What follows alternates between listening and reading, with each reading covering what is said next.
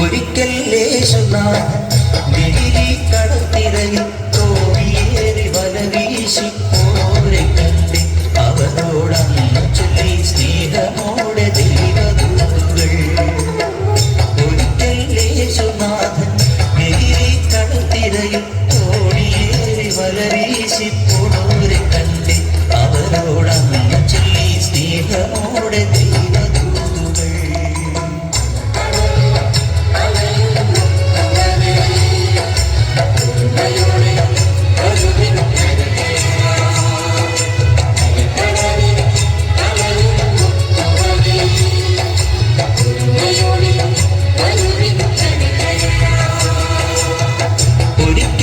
യേശുനാഥൻ ഗലീലി കടൽത്തിരയിൽ തോണിയേറി വല വീശി പോണോരെ കണ്ട് അവരോടന്ന് ചൊല്ലി സ്നേഹമോടെ ദൈവദൂതകൾ.